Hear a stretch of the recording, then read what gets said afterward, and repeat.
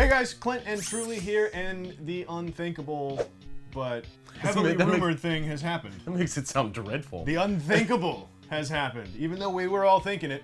Spider-Man coming home, going back to Marvel. As I'm sure you've all read by now, late last night there was, or at some point yesterday, or at some point in the very recent past, a deal was struck between Sony and Marvel so that Spider-Man could dip his little web-slinging toes into the MCU. Yeah, it's kind of like when parents get divorced and they have to share custody of the child, except in this case, it's going to be Spider-Man who gets 2 Christmases. So Amy Pascal, who very recently stepped down from Sony in the wake of all of the interview hacking nonsense, Avi Arad and Matt Tolmach, who produced all the other Spider-Man movies, are staying on as executive producers.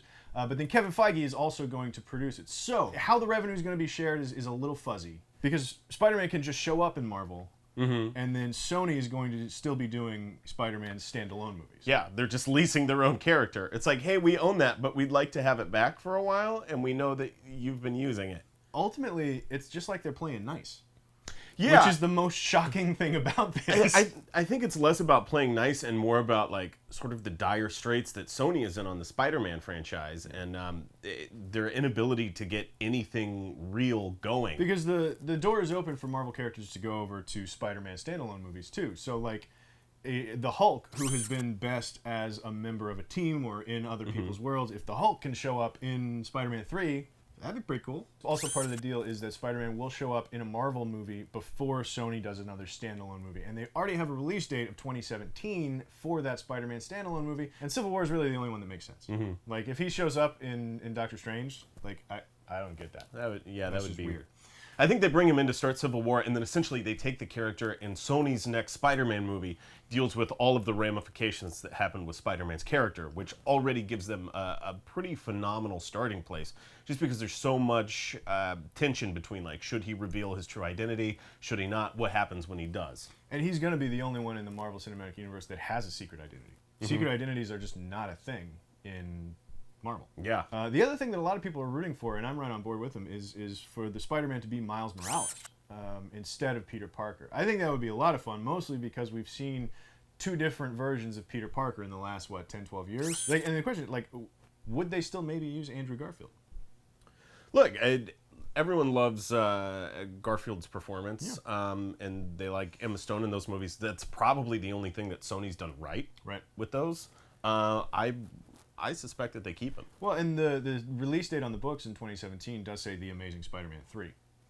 So that might mean... And those titles never change. Those titles never change, but it might give us an indication about where their head's at now. I wouldn't mind seeing Andrew Garfield show up. I do think that brings a lot of baggage, though, with now all of the bad guys and the shadowy stuff that they set up in the last 2 Amazing Spider-Man movies are now still canon in the Marvel Universe, which I feel like would be more than they'd want to take on. So it's got to be a recasting. It's probably going to be Peter Parker. I think it'd be cool if they went Miles Morales, just because I feel like there's some fatigue that goes along with Peter Parker Spider-Man at this point. And cash. Cash. I mean, that's got to be what Sony ultimately realized. They're like, look, like 3/4 of a lot is way better than all of less than a lot. Right? Yeah, no, that's classic math. So obviously this story is developing. There's going to be a lot of news, a lot of rumors coming out as the days and weeks go on from here on out, I'm sure. So I'm just excited to see what's going to happen. Like, this is new ground for everyone. Like, studios don't play this nice together ever, and that's what I'm most impressed with. Yeah, if this gets handled well, this like would really open up just a lot of... Sets a lot of really cool precedents. Because studios hate each other. They f***ing hate each other. So, let us know what you think in the comments down below. What are they going to do with Spider-Man? How's this all going to shake out? Let us know what you think in the comments down below. Click like and subscribe, and come back next time for more movie news on CineFix Now. Is the Marvel Cinematic Universe too crowded? It's starting to feel a little crowded. I'm just going to say that. I'm going to leave it right there.